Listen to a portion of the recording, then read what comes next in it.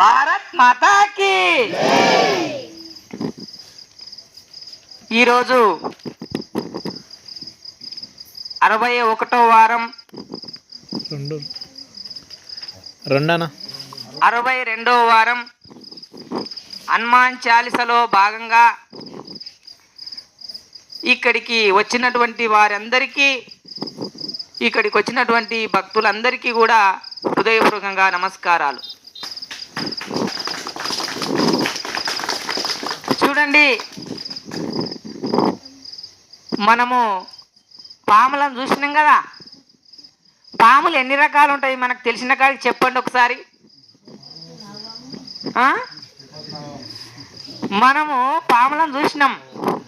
నాగువాము ఉంటుంది, జేర్పోతుంటుంది, నీరు కట్టి ఉంటుంది, కట్లపాము ఉంటుంది. అంటే కొన్ని వందల రకాలు ఉన్నాయి. మనకు మాత్రం ఒక 5-6 రకాలు 10 రకాలు తెలుసు. అన్ని పాములే, కానీ దాంట్లో ఎన్నో రకాలు ఉన్నాయి.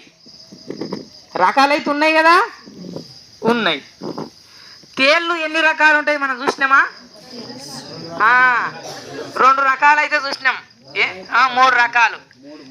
3 రకాలు ఎట్లా ఉంటాయంటే ఎర్రదేలు, నల్లతేలు, తుబ్రతేలు అనేటటువంటి తేల్లో కూడా రకాలను మనం చూసినాం.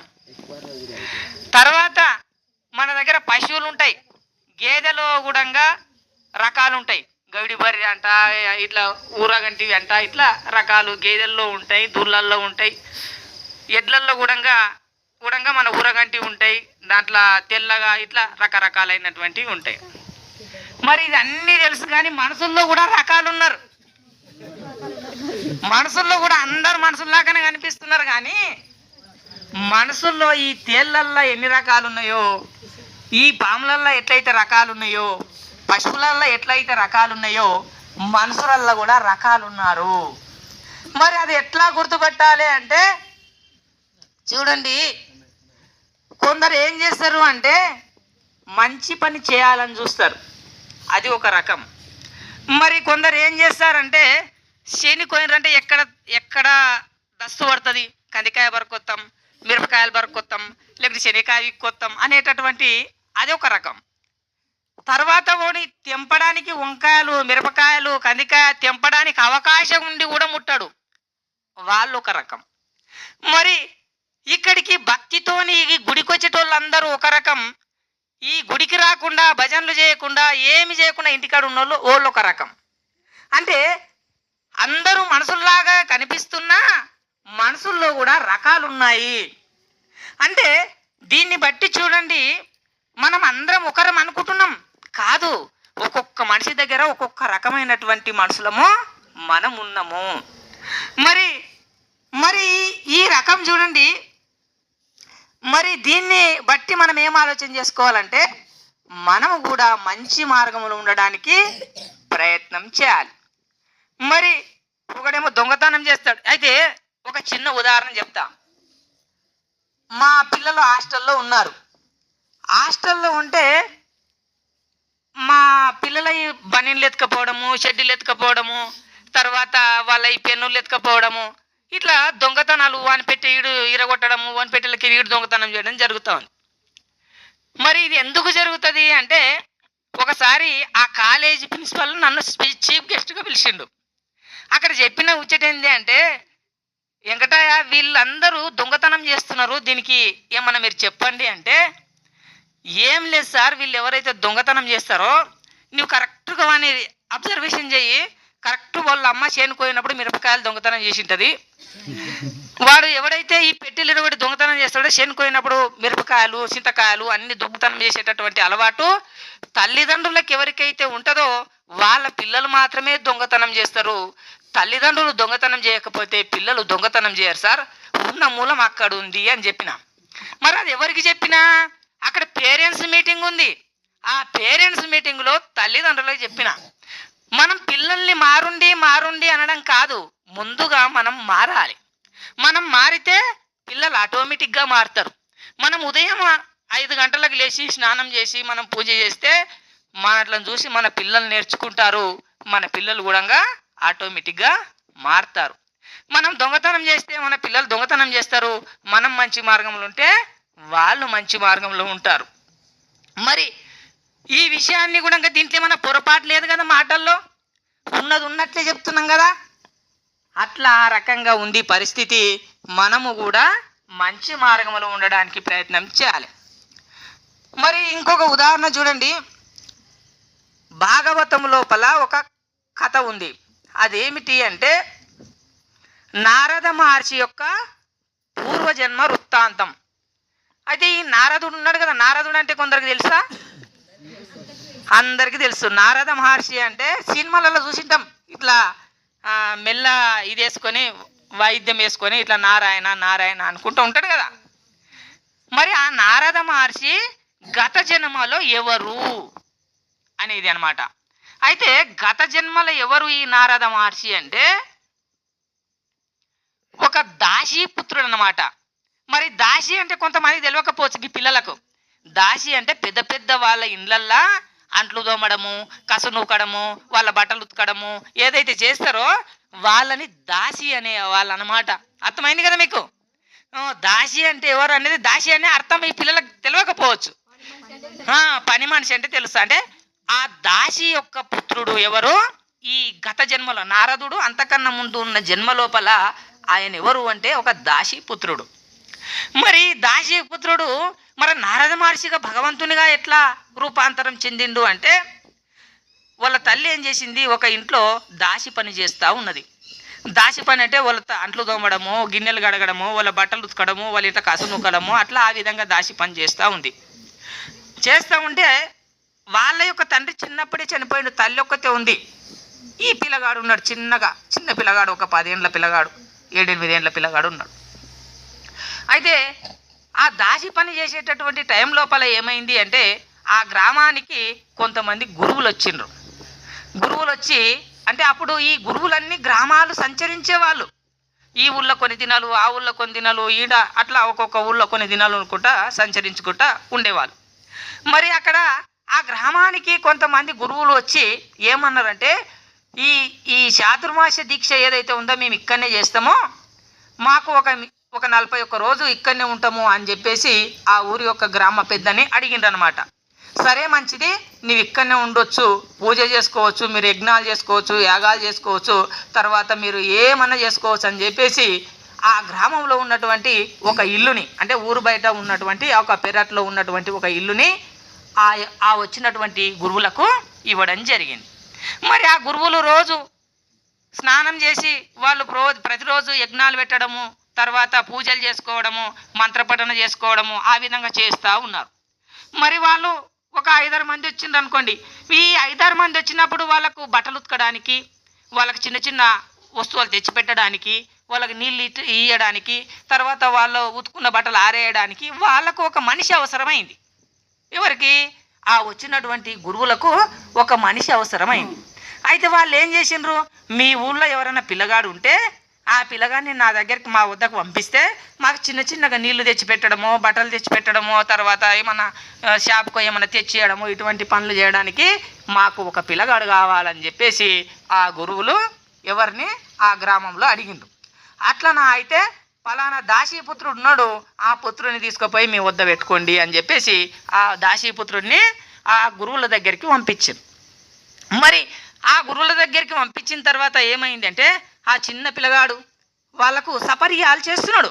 అంటే వాళ్ళు ఉతికిన బట్టలు, వాళ్ళ బట్టలు ఆరేయడము, వాళ్ళకి సామాన్ తెచ్చిపెట్టడము, వాళ్ళు మంత్రపఠనం చేస్తే వాళ్ళు ఎట్లా చేస్తే ఈ పిల్లగాడు మెల్లగా నేర్చుకున్నాడు అనమాట. అంటే వాళ్ళు కూడా ఏముందంటే ఒక గురువుల దగ్గర కానీ మంచి వ్యక్తి దగ్గర కానీ పోతే వాళ్ళలో ఉన్నటువంటి ఆ మంచితనాన్ని పంచుతారు, అది అలవాటు. అయితే ఏం చేసిందంటే వాళ్ళు మెల్లగా ఈ పిల్లగానికి మంత్రము మెల్లగా నేర్పడము, మంత్రోపదేశం చేయడము, ఆ విధంగా మెల్లమెల్లగా ఎప్పుడైతే ఆ 41 దినం అక్కడ ఉన్నారో ఆ 41 దినం మొత్తం ఆ పిల్లగాడు వాళ్ళలో లీనమైపోయిండు. అంటే వాళ్ళలో కలిసిపోవడం వల్ల వాళ్ళ దగ్గర ఎప్పుడైతే ఉన్నాడో వాళ్ళ దగ్గర ఉన్నటువంటి ఆ మంత్రపఠన, ఆ దీక్ష అవన్నీ కూడా పిల్లగాడు నేర్చుకున్నాడు.